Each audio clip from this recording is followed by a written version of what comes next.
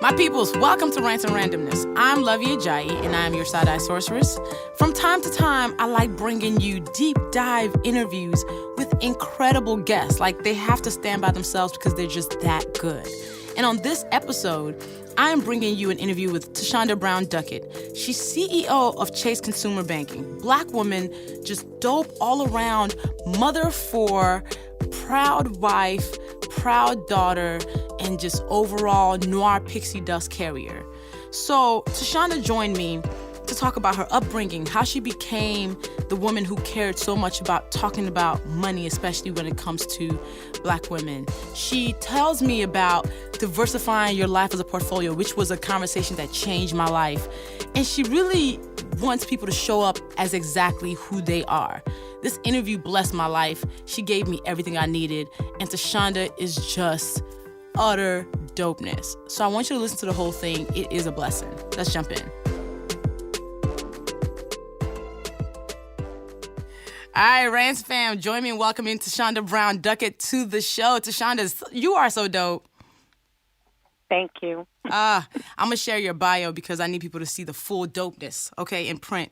Thasunda Brown Duckett is the Chief Executive Officer of Chase Consumer Banking. She is a member of the Consumer and Community Banking Leadership Committee. Chase is one of the largest U.S. providers of banking, lending, treasury, and wealth management. And Thasunda oversees a banking network with more than $684 billion in deposits and investments, 5,300 branches, 18,000 ATMs, and more than 47,000 employees, including 3,000 financial advisors. She has been named Top 100 Leading Female Executive by Automotive News, one of the most powerful women in banking by American Banker magazine, one of the 50 most powerful women in corporate America by Black Enterprise magazine, and among the top most influential Blacks in corporate America by Savoy. Oh my goodness, thank you for joining me.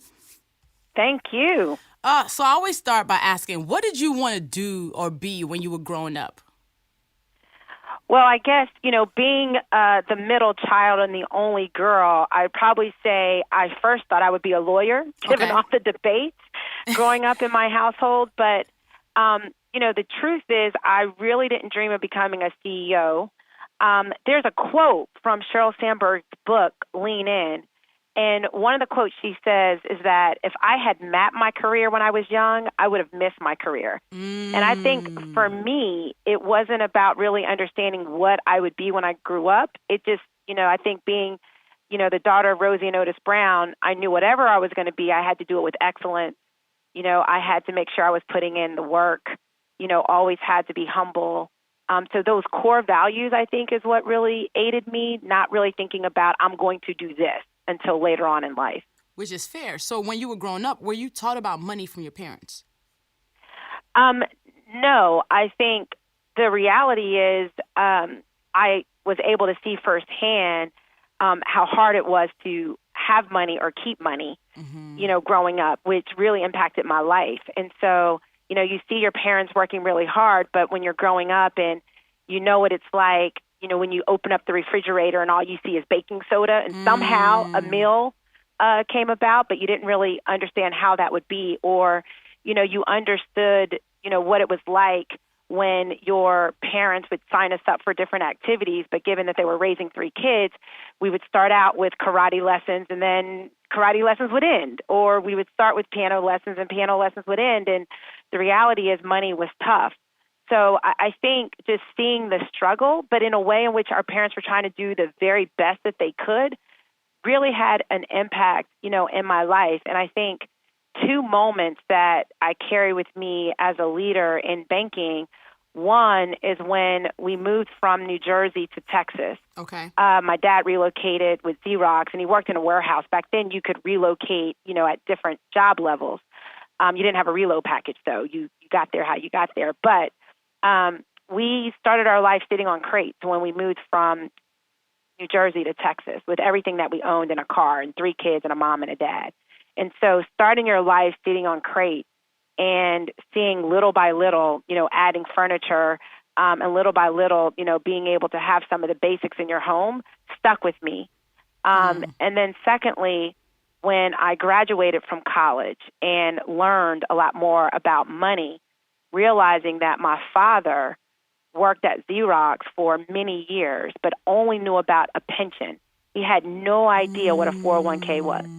And that meant that my father in his late 40s, mid to late 40s, could not retire on information that he just did not have access to, even though the opportunity was there for him to, change the outcome of, my mom and dad, ability to retire much early. Those two moments really impacted my life, Luvvie, and I think that's why I'm so passionate about financial health. It's personal for me. That's real. So when you were actually growing up, was college a foregone conclusion for you? Did you know I'm going for sure, or was it something that you weren't sure that you were going to be able to do? No, college was for sure. My dad did not attend college. My mom did, but graduating from high school was not a big moment for us. It was like when you finish high school, you're going to college. And we played sports. And so my older brother really set the tone. He had a full scholarship at Ohio State. So college was an expectation. And I think it also just rooted back to excellence and wanting us to be the very best at whatever we did. And for us, college was that next step. So it was an expectation. So what was your major when you first started? So I majored in finance and marketing. So I graduated from the University of Houston with 2 degrees. And the insight was that I figured that a technical skill was important, which is why I majored in finance. But I love strategy and creativity and visual aspects of life. And so I thought marketing would be something that would show the other side of who I am. So I felt like having both degrees would allow me to have access to opportunities in a way that, would give me options, if you will, majoring in both finance and marketing. I asked that because a lot of people start college with one major, ended with another. You started with and ended with the same majors, both of them. Right. Oh, you were focused. Well, I'm not, you learn now, I don't, you had certain semesters you probably weren't as focused as you needed to be, but right. I knew at that time business was where I was going to point to. And I think that comes from, Inroads, which is where I really got exposed to corporate America. Oh, so you were part of Inroads? Yes, Inroads was my disruptor. Ooh. So Inroads changed my life. Wow. And when you think about disruptors and moments, for me, Inroads provided access to an industry that I didn't even know existed.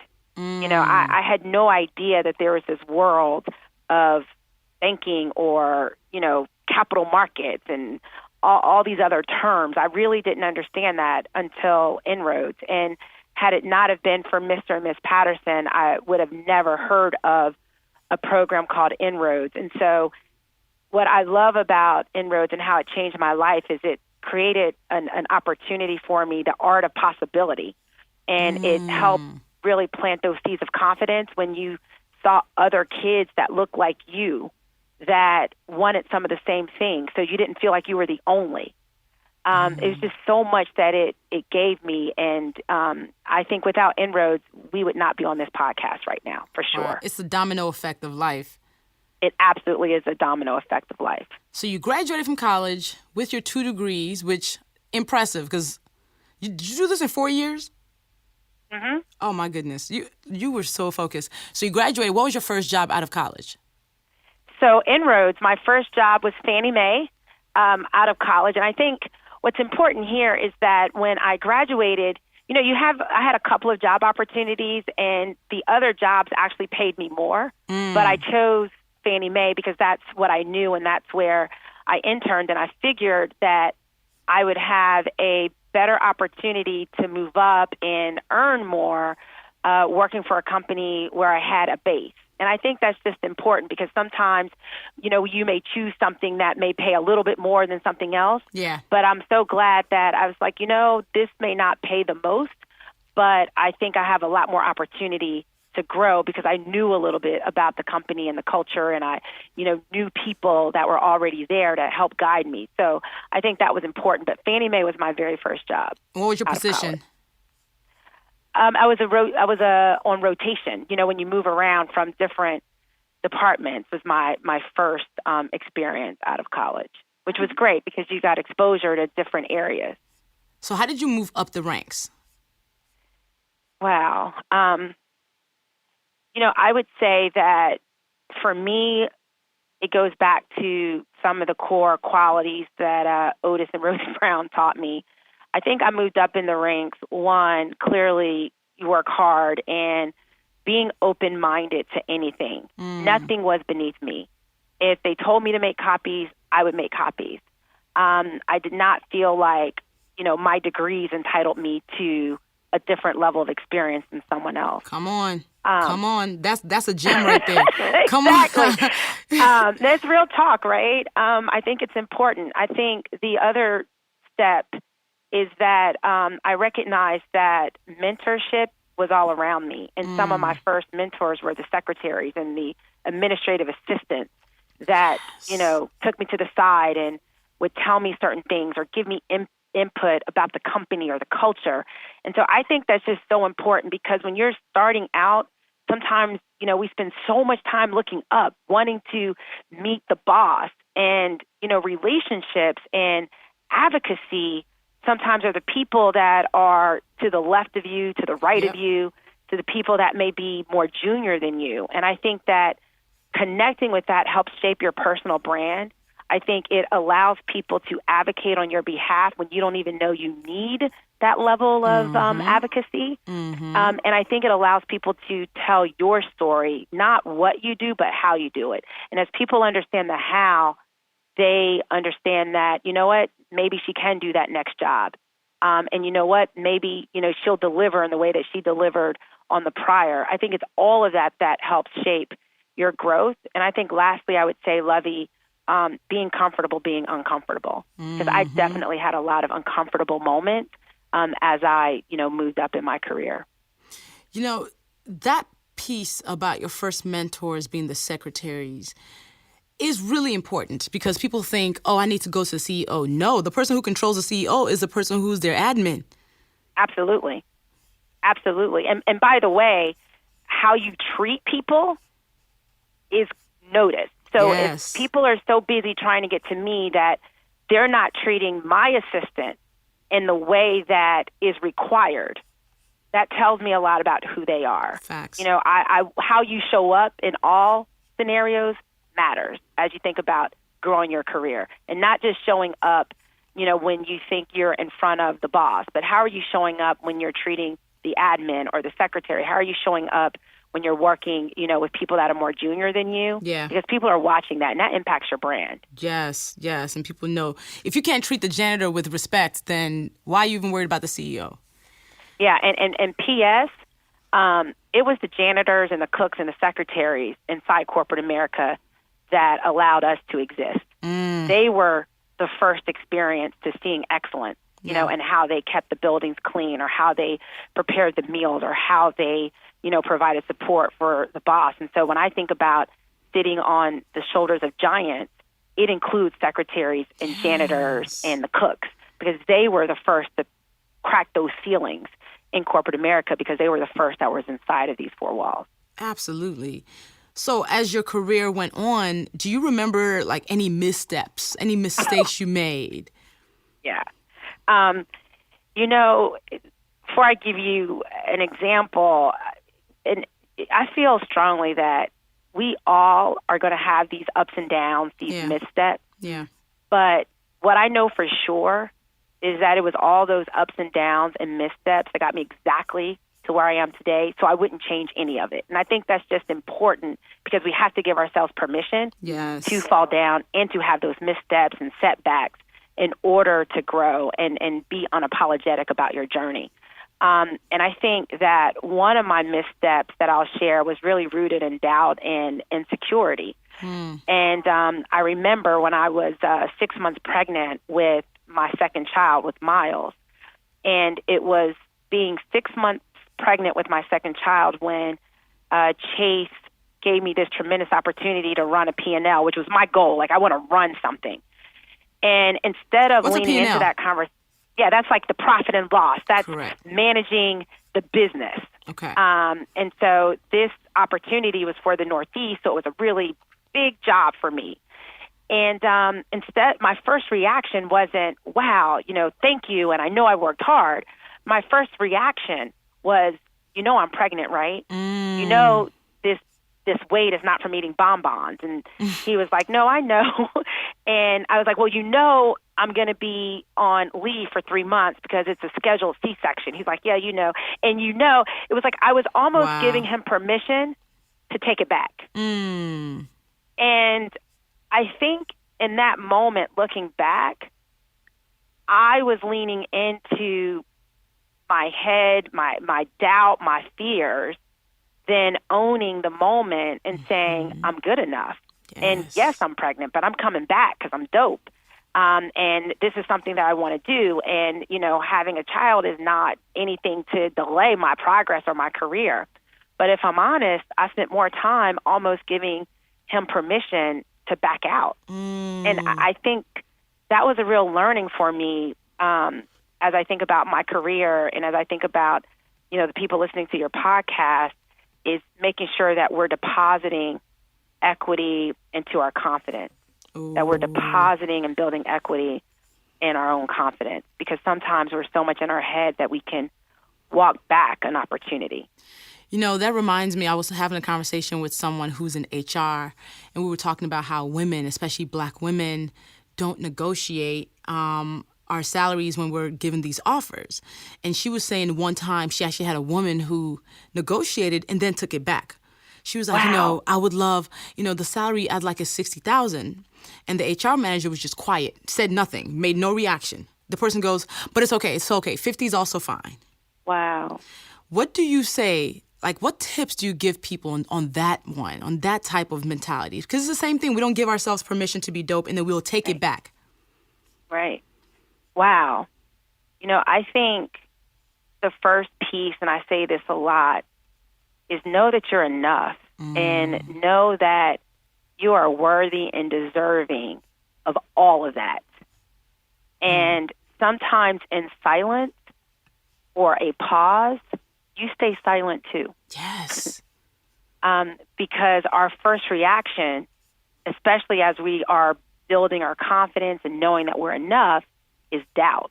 And sometimes that pause is giving yourself permission to put that doubt out of your head and replace that with, yes, I'm worth X. Or, of course, you would want me in this role. I think that's really important. Sometimes we're so quick to speak, and we'll be quick to speak in doubt than our own truth. When you were having these jobs as you're working, going from Fannie Mae and then end up at Chase, how did you psych yourself up for the moments when the number was given to you, the number that they're offering to you? How did I psych myself up? Yes. What was your internal TED Talk? Yes. First of all, you're like, wait for it. Wait for it. I think before that moment, you're typically talking to someone, your tribe. You're talking to your family and saying, tomorrow they're going to offer me the job, and here's what's really important to me. And you're having that pep talk, whether that's in your head or with your squad. And I think that when you're presented that opportunity, you want to, I tell myself, be confident. I tell myself to, definitely have gratitude and be appreciative, but also know that I'm deserving of it because we work extraordinarily hard. And everything, every dollar, every challenge, every task, I feel like I've earned that. And I think telling myself that prepares me for those moments when, you say, here's your promotion or here's what, you're going to receive as a result of it. I think the older I get, the more I'm like, yeah, I absolutely deserve it. My dad always tells me, people see your glory, but they don't know your story. Come on. That's and real. I think that when you're presented with these opportunities, remember, your story is real. And therefore, when you get that promotion or when you get that bonus or when you get that raise, people may see your glory, but they don't know your story. And so you should lean in and recognizing that all that hard work, perseverance, grit, fear, doubt, confidence, all of that stirred up got you to this point. And so you deserve it. You absolutely deserve it. You have been in the finance space all these years, and there are many times when you are the only woman, the only Black woman, the only Black person in the room. How do you operate in those spaces? You know, I tell people when I'm asked this question is that, especially being Black, but also being female, even prior to having these roles, you were operating in the only environment. Mm-hmm. You know, I remember being the only Black girl on a soccer team and know what it's like to not be invited to the birthday party.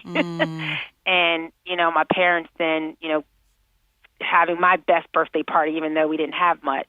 So this only feeling is not new, I guess is my point. Yeah. And so I think the beauty in that is having moments throughout life where you had to stand out or you did stand out. When you get to these moments of a CEO or being an executive and you're in those rooms and you're the only, I think that's when you really are talking to yourself and you walk in and you take a deep breath and you remind yourself that you're enough and that you have something of value to say and you're going to say it, and you walk in. But the other piece to this is sometimes we also need to say, when I walk into this room, I might be the only woman or I might be the only African American, but I know that I have something in common with the people in the room that don't look like me. Yep. Because I think connections matter, and the more you're able to share who you are, the more you'll realize that you do have something in common, and the more you can find that connectedness, the more your confidence goes up and your anxiety comes down. And that is something that I really have experienced. And coming in, I was super nervous.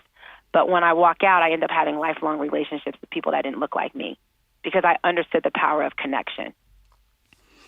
You've steadily risen through the ranks, and that excellence piece came with you. People see you as, you know, you're the CEO of Chase Retail Banks right now. Do you remember a moment when you were like, I might have picked the wrong career, or I don't know what I'm doing here? No. Yes. And the reason why I say that, I'm going to tell you why. I love hearing that. I understand my purpose. My purpose in life is to inspire others. So it wasn't about, am I in the wrong job or career? It's about, am I able to connect with my purpose?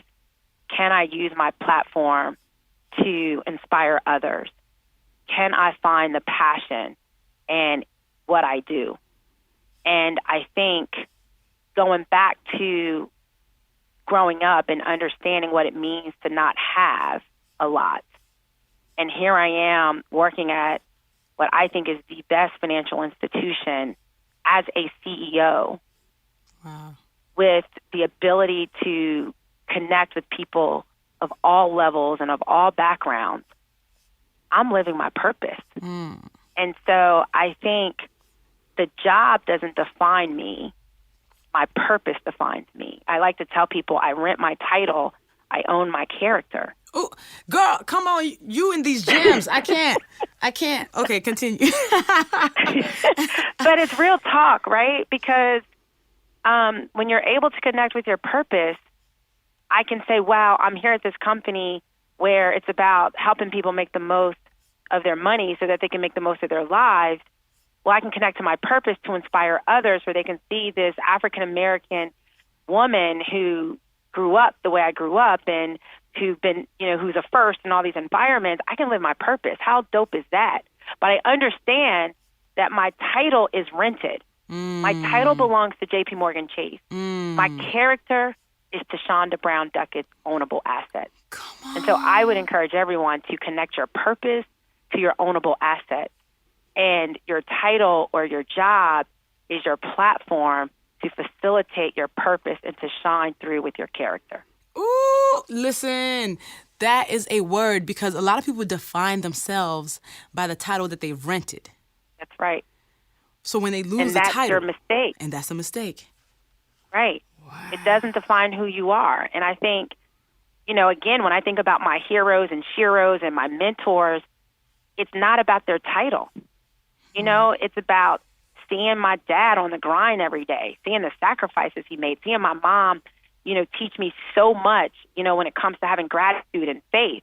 It transcends their rentable titles. It's all about their ownable assets. That's where my mentorship and inspiration comes from, not by people's titles, but how they show up. That's where you get the knowledge in the gym. So rent your title, own your character. Get and there us you'll find your purpose. Together. You get us together. Every time I talk to T, she just be just ruining my life with gems. I can't even deal. I have to go sit in the corner and just think through my life every time I talk to you because you just stay dropping all the wisdom. And it's really clutch for women to also hear the unapologetic confidence, which is why when I ask that question and women say, no, I know exactly what I'm doing, I'm perfectly in the right place, it brings me so much joy. The other person who did it was Bose, when Bose was on podcast. Yes. And Bose was like, I was like, do you ever walk into a room, question yourself? She was like, no. I'm like, thank you for being this person, because I feel like oftentimes the world does not give us permission to own our dopeness. So then we're waiting for this permission that never comes. You are so right. It's like, I tell people, especially when I'm talking to Black women and young women, we have to be authentically who we are because our narrative is different and it's necessary. It's necessary, and I think that the more we bring our personal perspective based on our experiences to the table, I think that's how we are able to make real impact. That's how we're able to create space for a lot more people who's looking for that different yet necessary, acknowledgement about who they are. And I think we have that ability to do that in such a beautiful way. But it's our culture. It's who we are. And I think it's necessary, and we should not water it down. And you in all no cream on this coffee. No cream on this coffee. Keep it black. Keep it black. Just keep it real. Keep it who you are. And you don't have to water yourself down.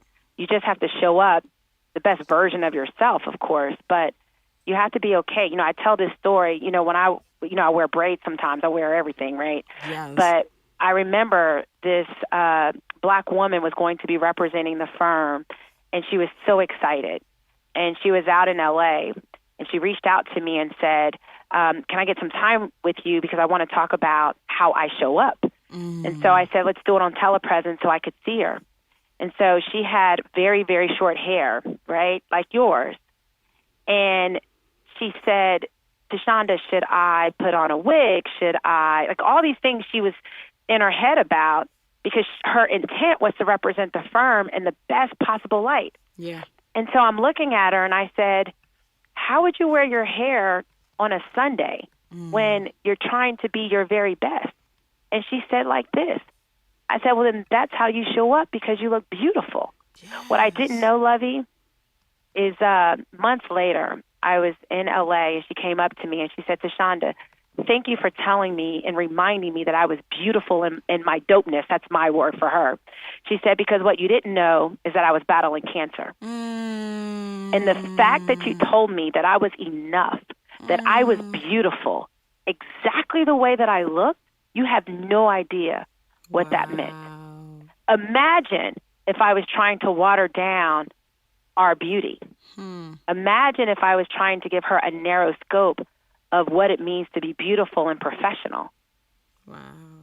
And that, to me, is the power of being authentic and understanding our own beauty, that our beauty is like how Ajayi, you could wear it in all kind of flavors. Dope like you, braid, straight, all of that is enough. And I think that's just so important when we are giving feedback, especially to women of color, and understanding how we show up is professional with braids, or professional with our natural hair, or professional with the low cut, or professional with, it straightened. It's all beautiful. And I think that's just important. That is so clutch. I'm not in corporate, so whenever I show up as myself, I'm like, hey, I don't have a job that I report to. So hearing you, Right. who is in finance, okay, that is the most corporate industry. Like, that is, hearing you say that, I feel like is an exhale for people. Yes, it is. I mean, I get so many notes in terms of when they see me, it gives them permission that they don't have to take out their braids for a promotion. You know, and I think that's just so important because those are those nuances that get in our head that says I have to conform my beauty or my professionalism to a narrative that may not be full or complete. Yes, that is a professional look, but so is this. And I think that goes with our confidence, and I think it goes into, you know, being okay and giving ourselves permission to saying that I am enough with exactly who I am and the best version of who I am, I think is important. Was this something you came to later, or was this from jump? Were you the girl wearing braids in the office as you rose through the ranks? No, it's something that I think I definitely evolved to. Okay. And I think that that's the beauty of understanding we're on the shoulders of giants, because there was a point in time, and unfortunately even in some ecosystems today, that would be in the dress code, right? That you couldn't wear your hair a certain way. Yeah.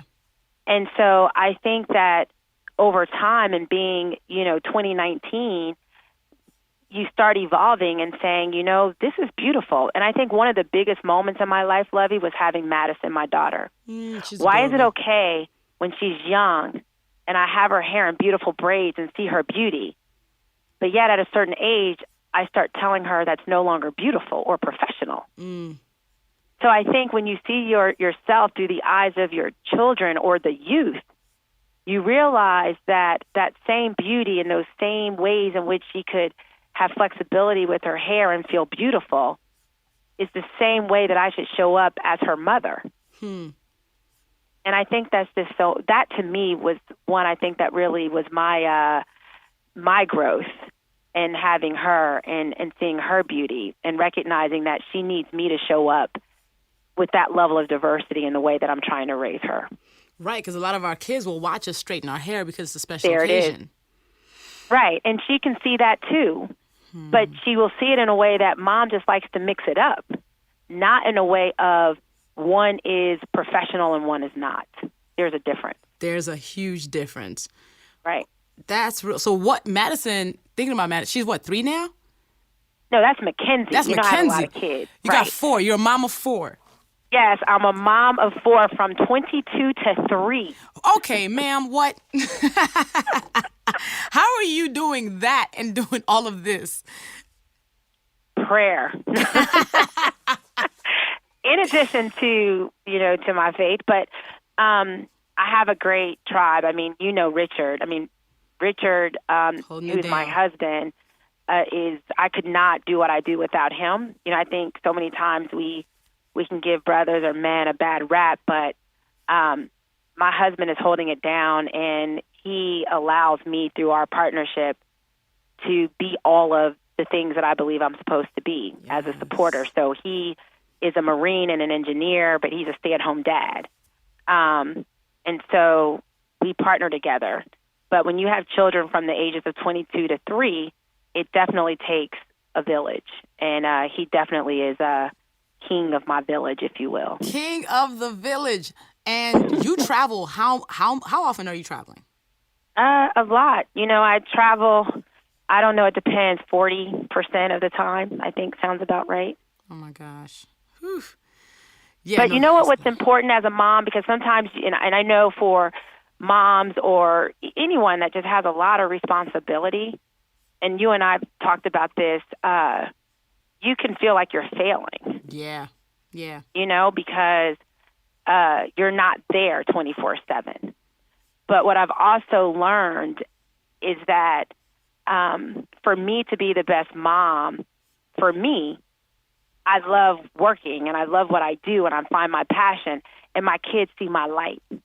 Yes. And they see the impact through the stories I tell, or they see the impact through, the way in which I show up. And I think that makes me feel great. But there's moments where you feel like you're failing as a mom or as a wife or as a daughter or even as an executive, because you can't be everywhere 100% of the time. But I learned, and this was my aha moment, if you will, is that you have to live your life like a diversified portfolio. You know what? Let me stop you there and let people know how this changed my life. Okay. So it was probably 2 years ago. Me and Thasunda were scheduled to have dinner in New York. It was the tail end of me doing about I think I was on a 10-city tour in 4 weeks or something like that. And so at the end of the tour, essentially, I go to New York and we meet at like 6 o'clock. And I am busted. I am dog tired, drained. And T was like, "What's going on?" And I was like, "Girl, I have nothing left. I am so tired." And then you bless me with this gem. I'm going to let you talk about the diversified portfolio. Yeah, I remember clearly. So what I would encourage everyone to do, and this comes from my own experience, realizing that work-life balance narrative was causing me to fail every day.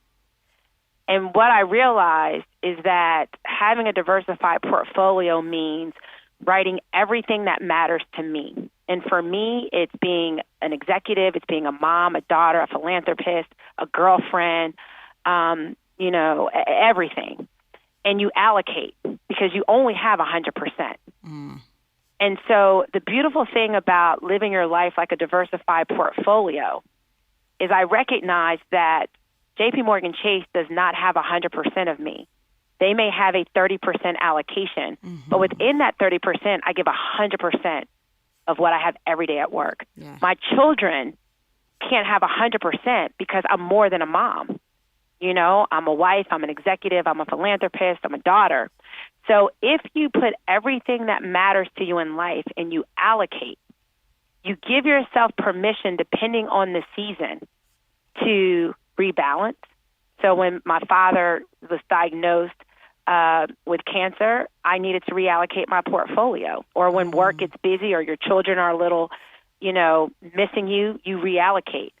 But here's the beautiful thing, and this is what I shared with Luvvie, is that if you put everything that matters to you, everything, and you allocate at least 1%, you'll have ups and downs, you'll have volatility.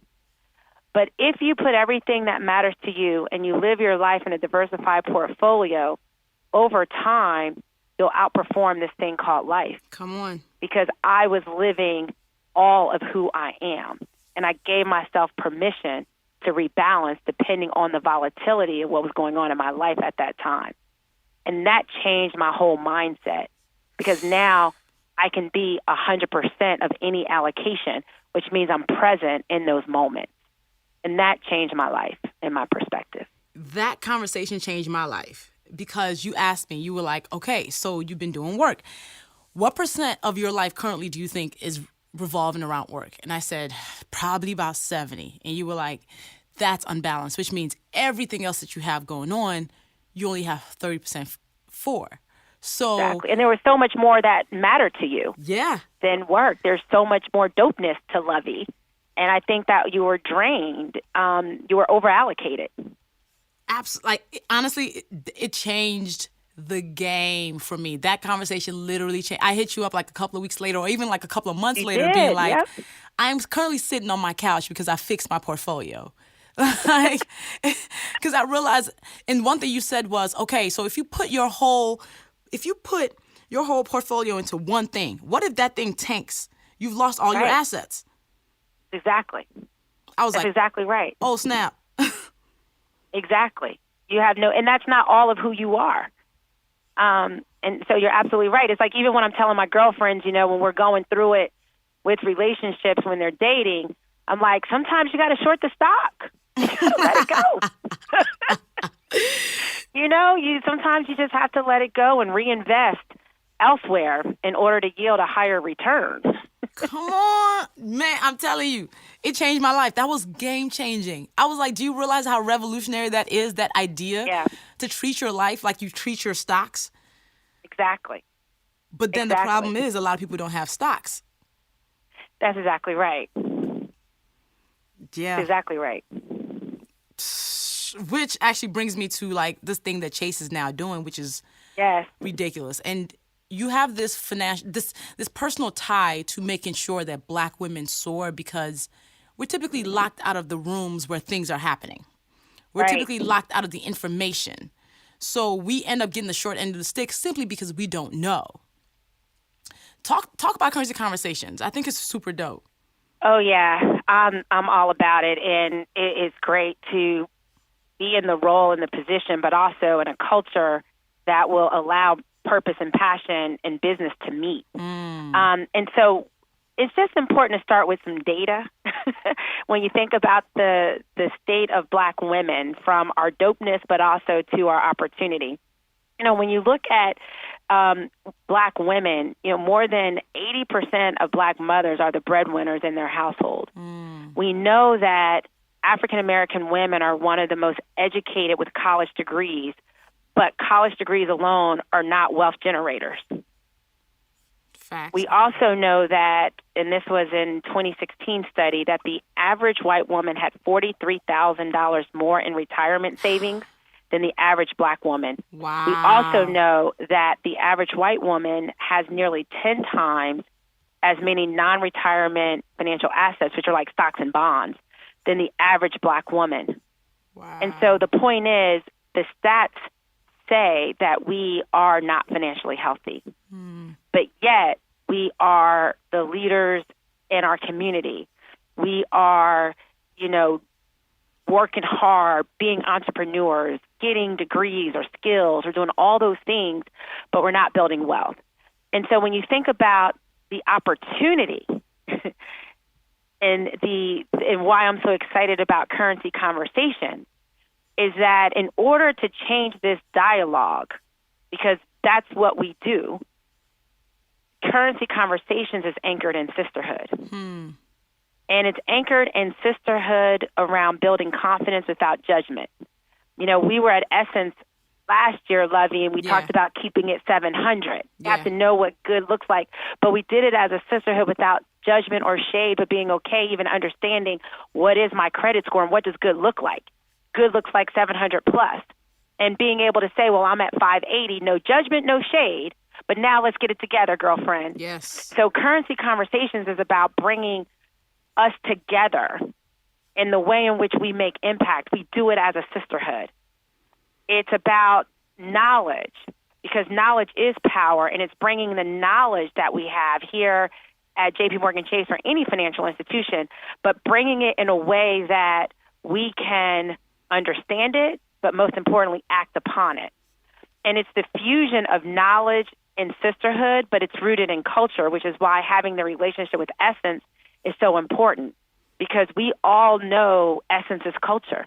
Yes. And so currency, you know, conversations is about connecting the culture and the sisterhood to be able to talk about money and understanding that we as Black women can get financially healthy, and we can do it together, and we can do it without any shade or judgment, but we can break it down in a way that will cause us to act. And our goal for currency conversations is to have 20,000 Black women across the U.S. in conversations about what it takes to achieve their financial goals, understanding their hopes, their dreams, their fears.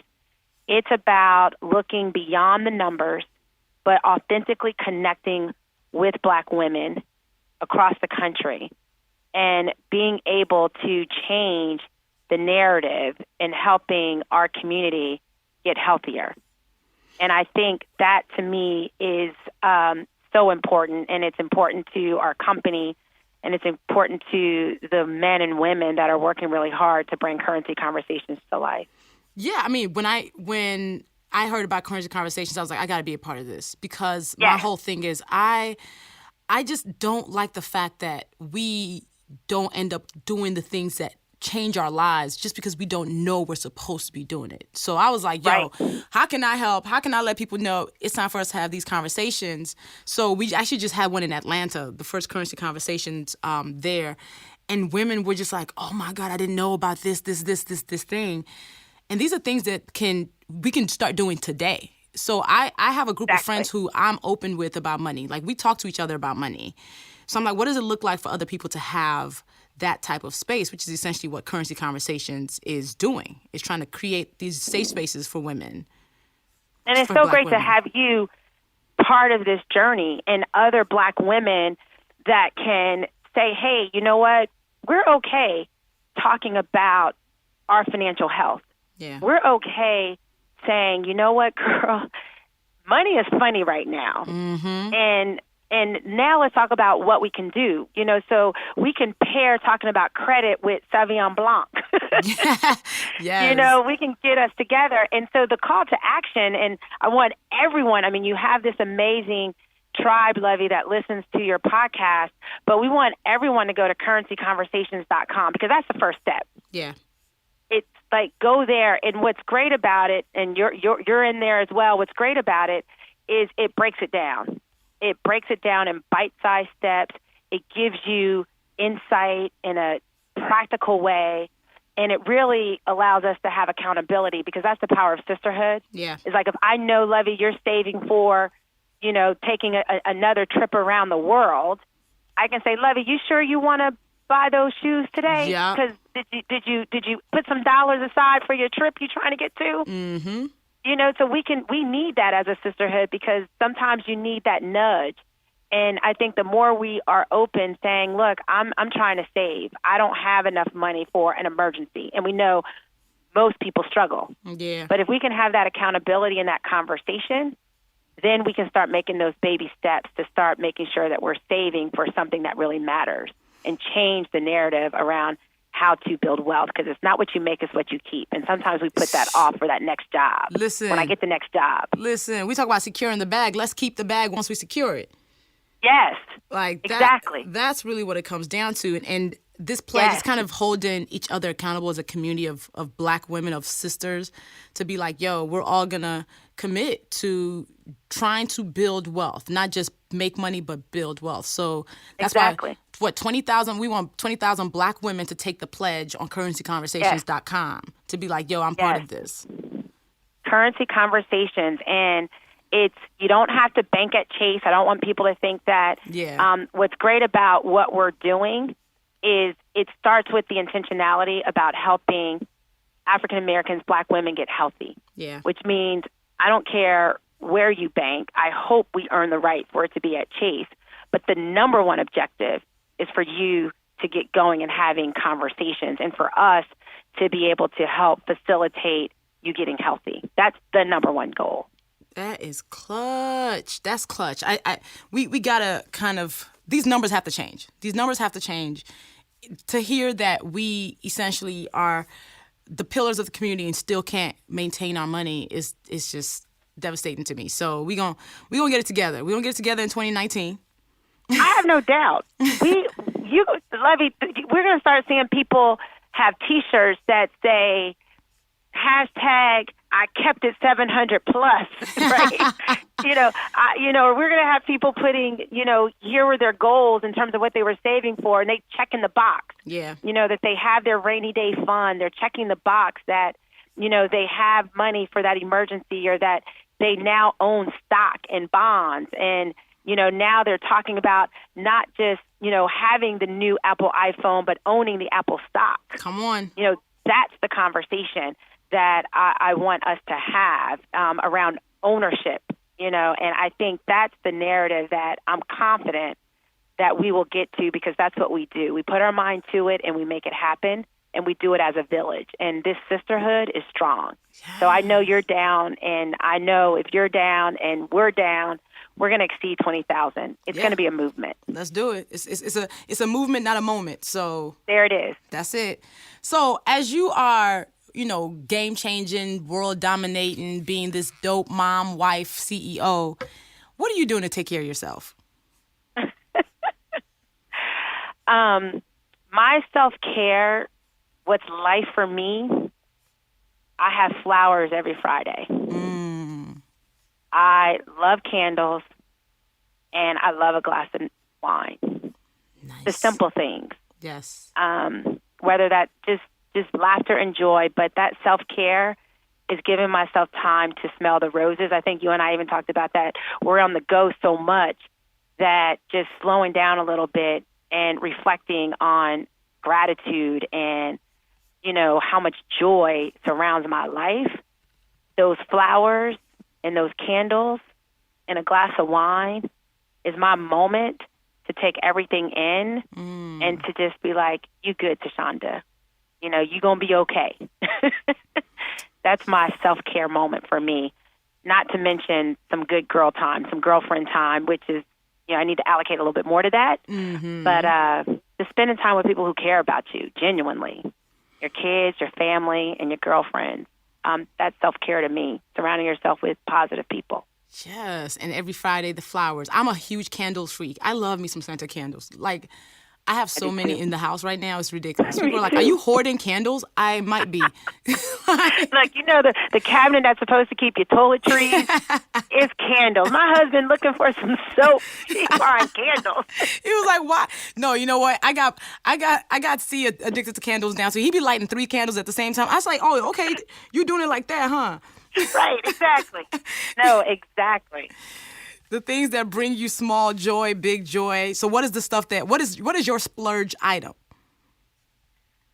Oh, wow. Traveling. Okay, you travel bougie? Yeah, yes. Yes. Yes. Yes. I'm going to own that. Yes. I do. I love, I love to travel and I love to splurge on a good massage. I think that's required and necessary. I always ask people, like, do you do the 50-minute or the 80-minute massage? 80. Yes, come on. That's what I'm talking about. Yes. 80 minutes, because you need those extra minutes. I'm telling get those you. knots out. It's everything. Every time I say somebody's like, 80 minutes, that's a long time. I'm telling you, it's game-changing. Game changer. It takes you 20 minutes just to get your mind right. Exactly. And stop thinking about work and life. Exactly. So you got to settle into it.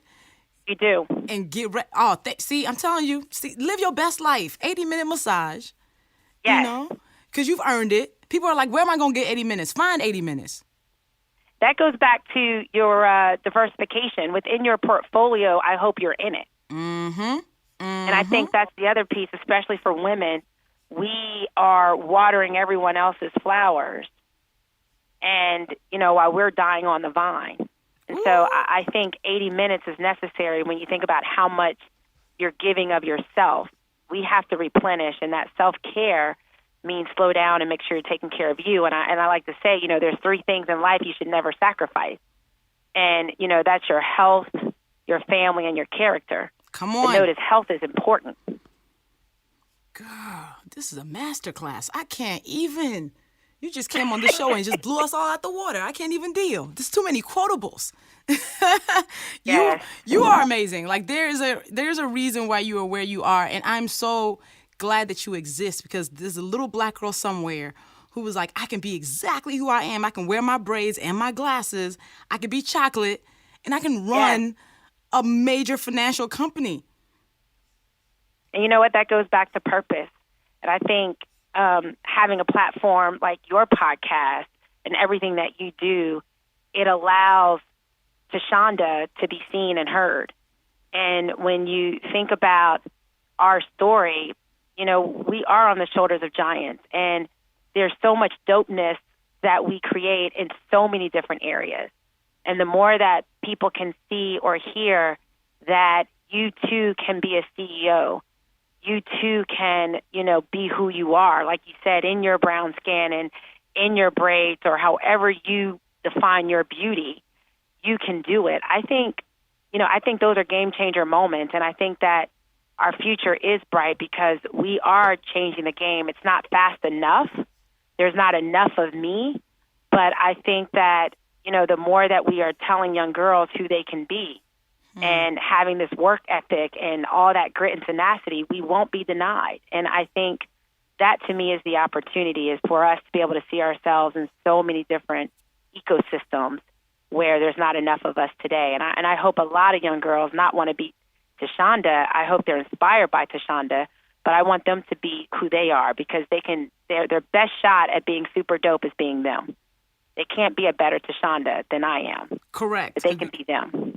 That's clutch. That is clutch. Well, what do you want us to find you? Besides, Chase, of course, but you are you. Yes. Well, I do want everyone to visit a branch or go to the Chase app because you will find me there because culture is everywhere. And, let them know you know T. And they will love that. But you can also find me on Instagram at Thasunda. Again, it's not spelled the way it's pronounced. That's a 70s baby. Thasunda. But also on LinkedIn, which is also Thasunda, you can find me. But I'm around. I'm at Chase every day, or you can find me at some fencing tournament that my children participate in. Being the loud mom, cheering them there loudly. It is. Totally. Well, thank you so Luvvie, much. I do want to thank you. I mean, rants and randomness and everything that you do and being able to encourage women, Black women, on topics like today, talking about financial health and building wealth and not just talking about it, but being about it. And I think you're not just, rants and randomness, you're action. And so it's great to have a sister like you in the tribe and everything that you're doing to show our dopeness and to bring knowledge and information to us in a way that we can receive it and act upon it without any shade or judgment, even when you are judging us. It's all good. It's always lovingly. Thank you so much. And you are an amazing mentor to me. So I already know that, if I fail, I can't fail too hard because I have a wolf pack of women riding behind and besides me. So thank you for being in the wolf pack. You are the best. You are part of my hype squad as well. But I have to say, my CEO of my hype squad is Otis Brown. Otis Brown. Jesse, you know what? Your dad has the blackest name. I'm here for it. Yes. He owns it. You want to talk about authenticity? He owns every part of the OTIS. I enjoy older Black men because they're fresh out of dams to give about anybody's feelings. No, exactly. And he owns it. He owns it. He is one proud man. But you know what? He has reason to be when I think about the sacrifices he's made and when I think about, growing up in the segregated South and all the things that he endured. He enjoys and has earned all of his dopeness and realness. Yes. And he truly is my hero. Rosie and Otis Brown are my heroes for sure. Well, somebody's going to call you their hero. So this episode of Rants, this is a blessing. So you keep on blessing the peoples. And thank you. CurrencyConversations.com. Yes, Let's indeed. Do it. Yes, indeed. Take this pledge, y'all. Bye, T. Thanks, Luvvie. Bye. Oh, my goodness. Thasunda Brown Duckett is a queen. I want to thank her so much for joining me on this podcast. Y'all, please follow Thasunda on Instagram and Twitter. Her name on Instagram is @Thasunda. That's THASUNDA. Listen, if anything she said here blessed your life or really connected with you, please show her love. Loudly support her. Tell her how much it meant to you. If this made any impact to you, loud it, right? So go ahead and show Thasunda love on her social platforms. And go to currencyconversations.com. Black women have been doing so much work all these years, and the numbers don't reflect that we have a lot to show for it. So go on currencyconversations.com, take the pledge that you will join this community that wants to make sure that we are all having transparent conversations with our friends, our loved ones, our family members, and also going to prioritize building our wealth, small by small. It's a no judgment zone. So do that. It is a partnership between Chase and Essence. So, subscribe to Rants and Randomness on Apple Podcasts, Spotify, everywhere where you listen to your podcast fix. If you love these episodes, please share them on social. And you can always tag me. I am @Luvvie, Luvvie, on all my social platforms. And tag the podcast. We're @Rants Randomness on Twitter and Rant and Randomness on Instagram. I'm excited to see what you guys say about this episode. So, loudly let us know and see you on the next episode.